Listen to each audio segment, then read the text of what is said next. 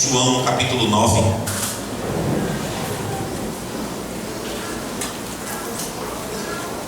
Hoje está cedinho, né, irmão? Estamos bem, uma programação bem rapidinha, graças a Deus, né?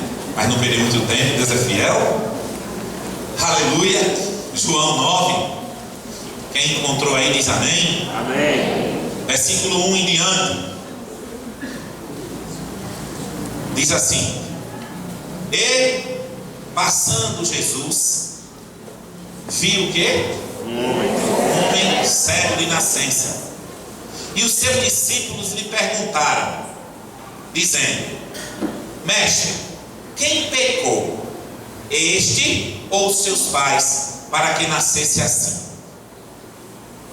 E Jesus, naquela hora, com aquela pergunta difícil, ele disse assim: nem ele pecou, nem seus pais pecaram, mas foi assim para que se manifestem nele as obras de Deus. Amém, queridos? Amém. Vamos declarar comigo? Esta é a minha Bíblia, a santa palavra de Deus. Diga: eu sou o que a Bíblia diz que eu sou. Eu tenho o que a Bíblia diz que eu tenho. Diga: eu posso o que a Bíblia diz que eu posso.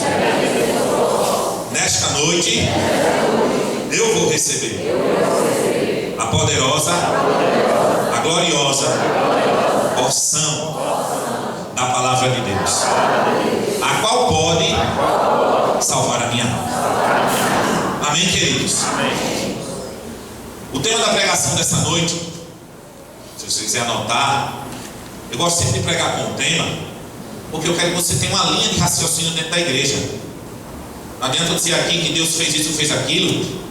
Eu quero que você rumine essa palavra toda, durante a semana toda, e passe para outras pessoas também.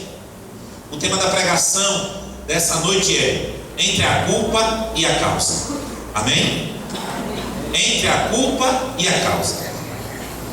Jesus, ele ia passando e ele viu um cego, um menino que nasceu cego. E os discípulos fizeram uma pergunta difícil para ele, algo muito difícil: Mestre, quem pecou? Ele ou o pai dele, para que ele nascesse assim? Isso é uma pergunta difícil de responder, ou não é? Não é? Geralmente quando a gente vê a pessoa passando por uma situação, a gente diz assim: meu Deus, o que foi que essa criatura fez? Ou não é? Ou talvez você esteja passando por uma luta, aí você diz assim: o que foi que eu fiz, meu Deus, para eu estar nessa situação? E eu quero trabalhar sobre isso, entre a culpa e a causa. Realmente as coisas acontecem de duas formas: ou Deus tem um propósito, ou nós causamos elas. Amém? Um dia eu vi um irmão dizer a mim que Deus provava a ele. Não, eu vi uma irmã que disse assim: Deus me prova, e Deus me prova muito na vida. Eu disse: é, minha irmã, é. Eu já entrei em 5 relacionamentos, Deus me provando. Mas como é, minha irmã? Deus está me provando, já é o 5º relacionamento, e o Senhor me provando. Eu disse: minha irmã, em nome de Jesus, não divulga isso. Ou vai pensar que você tem parentesco com a samaritana. É, irmão? Jesus disse: se ela já tivesse 5, e o que tu tem agora também, não é teu. E eu fui dizer a ela que isso não existe. Tudo bem, irmão, existem relacionamentos que acabam. Infelizmente acabam. As pessoas tentam outro, eu sei isso. Eu não estou aqui para condenar ninguém. Não citei isso como via de regra. Mas eu quero falar entre a culpa e a causa. Quando perguntaram a ele por que ele nasceu daquele jeito, porque pela lei, um manco, um aleijado, um cego, era como se fosse uma maldição naquela época. E ele queria uma resposta. Os discípulos perguntaram a Jesus: por que isso aconteceu? Por que ele nasceu assim? Aí Jesus disse: olha, nem ele pecou, nem seus pais, mas foi assim para que se manifeste nele as obras de Deus. Tem situações que Deus usa, amém? Amém. Mas tem situações que nós provocamos. E é isso que eu quero trabalhar nessa noite com você, neste culto. É necessário. É um assunto às vezes até delicado, mas eu preciso falar sobre ele com você. Os discípulos de Jesus colocaram Jesus numa situação até um tanto difícil. Mas eu gostaria assim que você e eu, nesta noite, pudéssemos avaliar. A gente olha uma situação, por exemplo, eu olho para o meu pai da terra. O meu pai era um cara super animado, cara 10. Eu gosto do meu pai demais, irmão. Ele é meu pai. Ele pode ter 1000 defeitos, mas ele é meu pai. Para mim ele é o cara. Por quê? Porque ele é um cara analfabeto, lutador, conquistou demais, venceu, nos deu o melhor da vida. Ele não foi meu amigo, mas ele nos deu o melhor. Ele queria que o filho dele tivesse o que ele não teve. Um dia ele me contava que comia jaca verde, porque não tinha o que comer em casa, e cozinhava os caroços para comer depois. Imagina a situação que ele veio. Mas meu pai tinha uma família grande, a gente sempre foi muito animado, e a nossa casa sempre cheia, final de semana. E um dia desse eu vinha de Porto da Rua, aí cheguei, eu vi meu pai assim de longe, olha, sozinho na porta do frigorífico dele, sentado.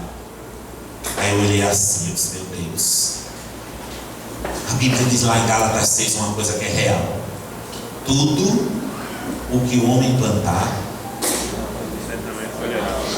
certamente colherá. Se meu pai dissesse, olha ali, com a minha mãe, tá chegando o pessoal aí, meu pai nunca se preocupou, mas se chegasse 40, 50, 60 pessoas lá em casa, minha mãe organizava jantar, almoço, tudo para o povo. Ele era político, ele chegava de longe do frigorífico. Então meu pai era tratado dentro de casa como um rei. A toalha, a bermuda, tudo, o jantar dele tinha que ser feito na hora, aquele macarrão que ele gostava, uma coisa linda. E eu vejo meu pai numa solidão, sozinho assim. Aí eu lembro que meu pai tinha uma família, que meu pai vivia feliz, mas que meu pai optou em largar tudo depois de 37 anos de casado. E aí ele casou com uma mulher que não suporta ninguém dentro de casa, não quer receber ninguém, não quer nem receber a gente, mas eu vou, sou que nem unha de inchar, eu vou. Chego lá, Marilene, tudo bom, minha linda? Tudo. Sento na mesa dela, como a comida que ela fez, graças a Deus. O filho dela também, porque tiver envenenado, ele morre primeiro, Mas eu sei que ele colheu aquilo, foi uma opção dele. Quem errou? Foi o destino ou foi a opção? É isso que eu quero falar nessa noite com você. Cuidado com as suas opções, amém? Cuidado. Você pode pagar um preço muito alto, e nós queremos trabalhar isso. Eu vou falar de uma situação em que Deus tinha um propósito. Primeiro, Juízes capítulo 14, versículo 1. E desceu Sansão a Timinate, e vendo em Timinate uma mulher das filhas dos filisteus, subiu e declarou aos seus pais e à sua mãe, e disse o quê? Vi uma mulher em Timinate, das filhas de quem? Filisteus.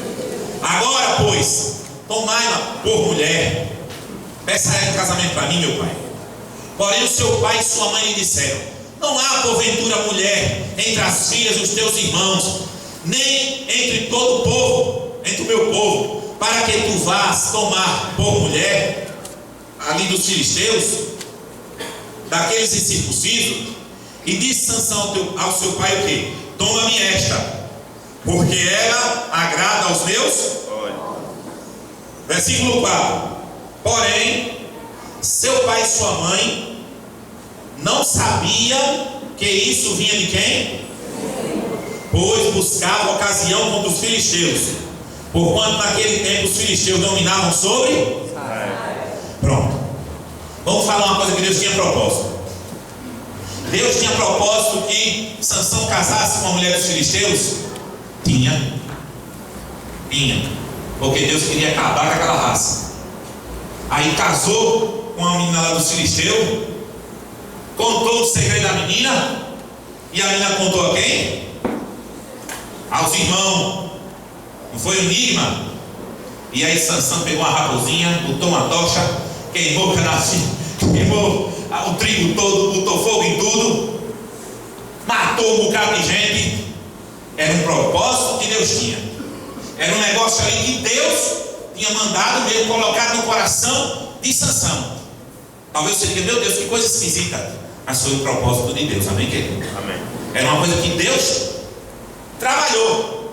É igual você olhar no livro de Oséias, Deus dizendo a Oséias: Oséias, vai buscar a tua mulher. Aí Deus diz assim: mas Senhor, aquela mulher se prostitui, aquela mulher me trai, aquela mulher me engana.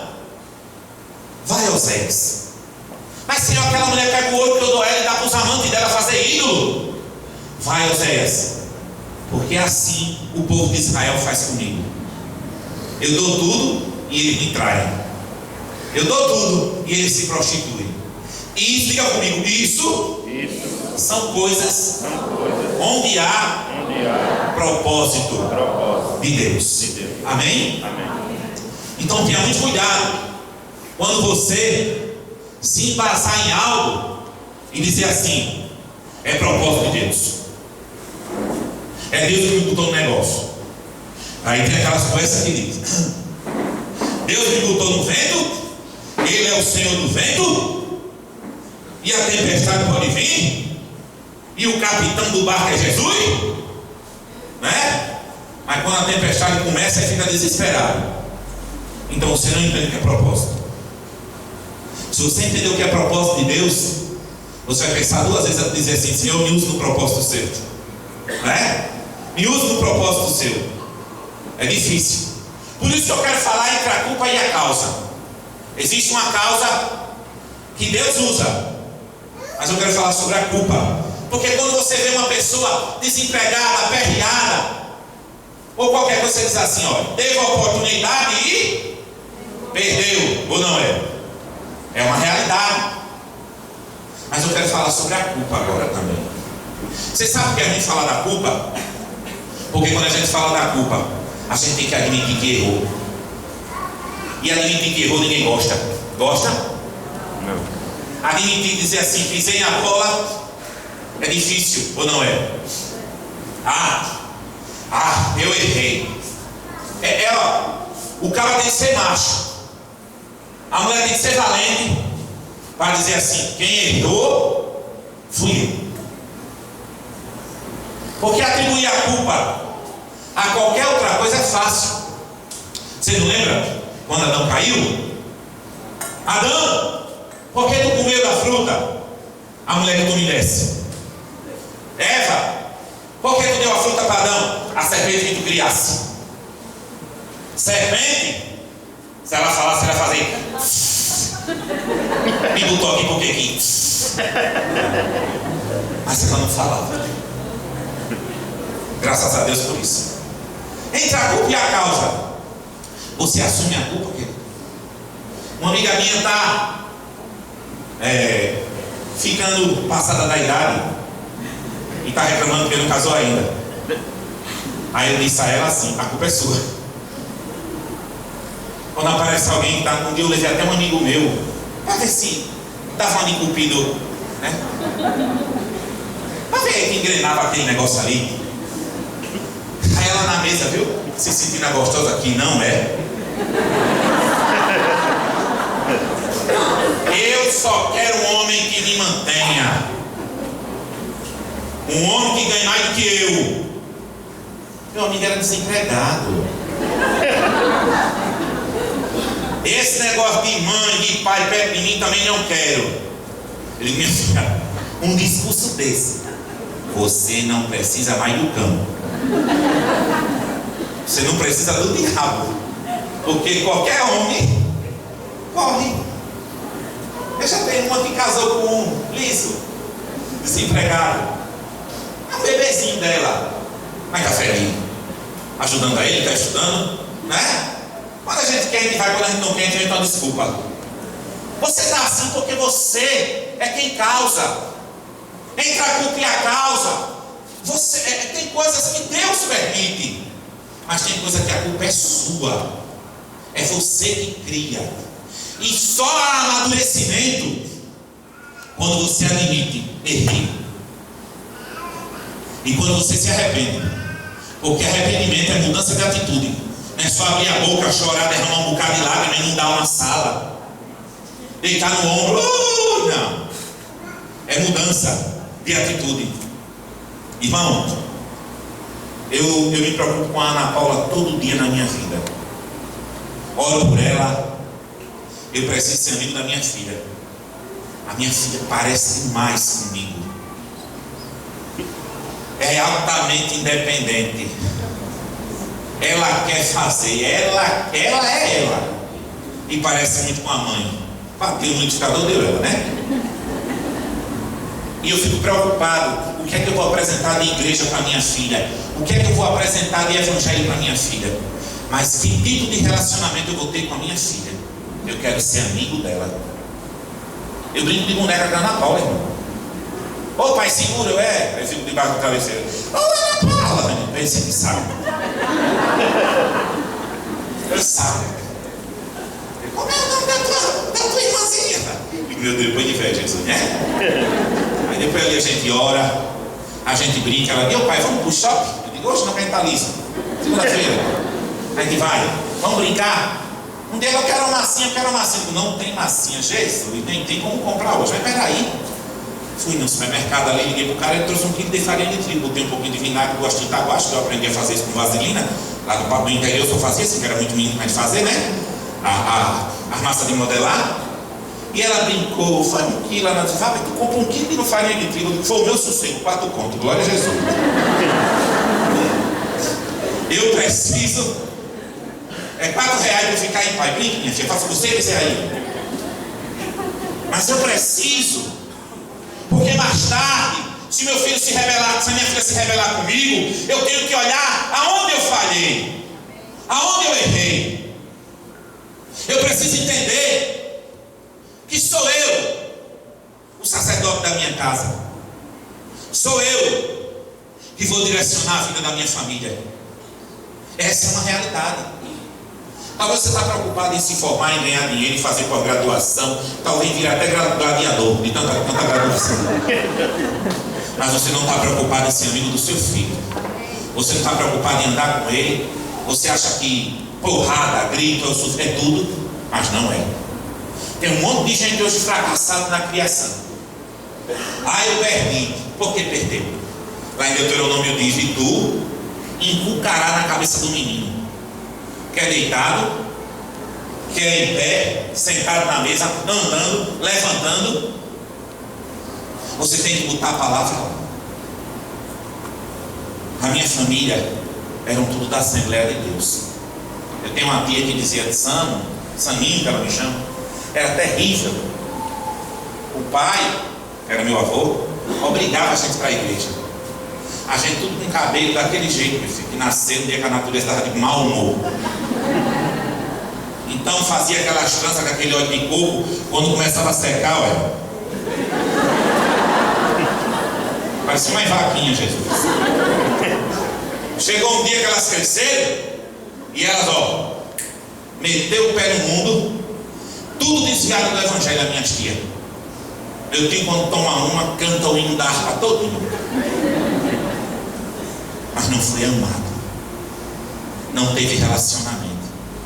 De quem é a culpa? Porque essa criatura se desviou. Minha mãe sempre dizia que quando o cipó está verde, ele o quê? Ele enverga. Mas quando está seco, enverga mais não. Não é assim? Ah não, porque o bichinho, né? O menino, filho de judeu aos 7 anos, tem que ler o Torá na frente do ancião. O pai é desonrado. Filho de crente não tem nem Bíblia. O pai compra um sapato não sei de quanto, um celular não sei quanto, mas uma Bíblia não compra. Entre a culpa e a causa, olharam para Jesus e disseram: Jesus, quem pecou? Né? Quem errou? E todo mundo da sociedade quer uma resposta. As pessoas vão cobrar de você: poxa vida, tu ficou velha e tu não se formou. Aí alguém diz: isso é um encosto. Eu acho que isso é uma maldição. E ainda tem igreja que ensina, viu? Olha, é assim: lá nos antepassados, a sua avó era miserável, o seu avô bateu muito no homem, gerou a segunda geração, a sua mãe se prostituiu, e o seu avô, aí teve, não, o seu avô, aí depois teve a sua mãe, aí a sua mãe também era aquela garota alegre, né? E aí nasceu você. Não, você conversa com o boi do rio, meu irmão. Quem está em Cristo, nova criatura é. Aleluia. Tem que entender isso. Tem que entender isso. A maldição quebra quando aceita Jesus. Amém. Eu não creio nesse negócio que vem, meu filho só sendo uma sina, né? Sina é uma tamanca, minha irmã. Isso é pecado, erro. Quando a gente comete, infelizmente a gente tem as consequências. O povo de Deus, eles estão alienados de que Deus vai abençoar sem tomar uma posição. Não vai. Eu não posso dizer a você: venha minha gente de fila, feito cacho de pitola topado de gente aqui, olha, quando eu derramar esse azeite, a gotinha que bater, Deus vai restaurar a sua vida. Deus me defenda de fazer isso com você aqui. Sabe o que eu não faço? Eu leio lá em 2 Crônicas que Salomão fez uma assembleia solene, convidou todos os príncipes, todos os governantes do seu reino, de todas as províncias, de todos os lugares que ele dominava.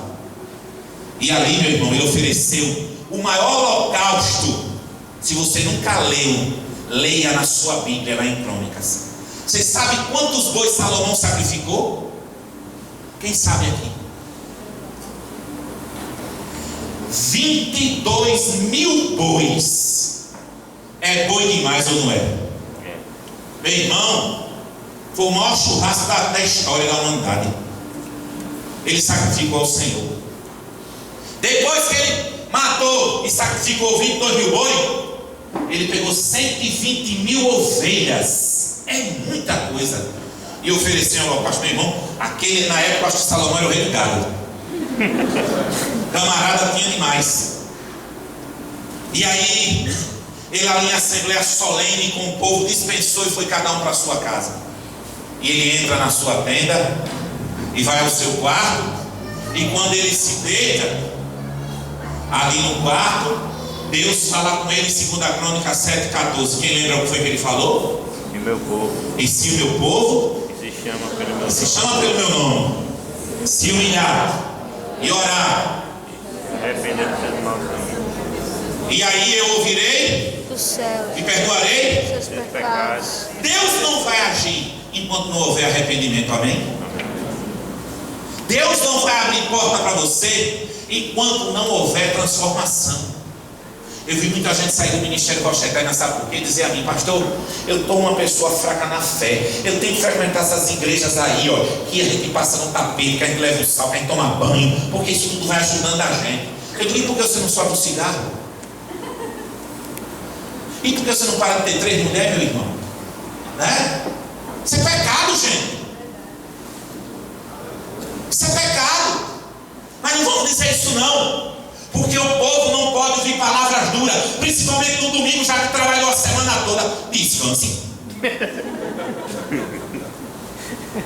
Descanse. Quem liberta é a verdade, querido. Amém. O Senhor disse: conhecereis a verdade, E a verdade vos libertará. e a verdade vos libertará. Eu já vi coisas impedidas na minha vida, e eu sabia que Deus não ia me abençoar enquanto eu não tomasse uma posição. E há uma necessidade da gente tomar uma posição para que Deus derrame a bênção sobre a gente. Amém. Quem pecou? Quem errou, Jesus? Um povo que é uma resposta. Eu vou lhe mostrar um povo que pecou e que quando perguntou a Deus, Deus mandou a resposta para eles. Quer ver? Juízes capítulo 6. Bota aí, meu irmão. Vamos acompanhar aqui no Data Show? Juízes capítulo 6. Vamos ver se está aqui. Não sei se é do versículo 10 em diante. Deixa eu só dar uma olhada aqui. Juízes 6:1. 6:1 em diante. Porém, os filhos de Israel fizeram o que era o que, irmão? Mal aos olhos do Senhor. Deus viu a maldade e o Senhor os deu nas mãos dos midianitas por 7 anos. Olha o que aconteceu. E prevalecendo a mão dos midianitas sobre Israel, fizeram os filhos de Israel para si, por causa dos midianitas, as covas que estão nos montes, as cavernas e as fortificações. Porque sucedia que, semeando Israel, os midianitas, os amalequitas e também os do Oriente subiam contra ele e punham-se contra ele em campo e destruíam os frutos da terra até chegarem a Gaza. E não deixavam mantimento em Israel, nem ovelha, nem boi, nem jumento, porque subiam com os seus gados e tenda, vinham como gafanhotos em grande multidão que não se podia contar, nem a eles, nem os seus camelos, e entravam na terra para a destruir. Assim Israel empobreceu muito pela presença dos midianitas. Então os filhos de Israel clamaram ao Senhor. Preste atenção. As pessoas passavam e diziam: Israel, o povo de Deus, Israel, a menina dos olhos de Deus, o povo escolhido do Senhor. Por que esse povo está morando nas cavernas? Por que esse povo está escondido nas fortificações? Por que eles plantam e o inimigo toma? Por que você cresce e de repente você desce?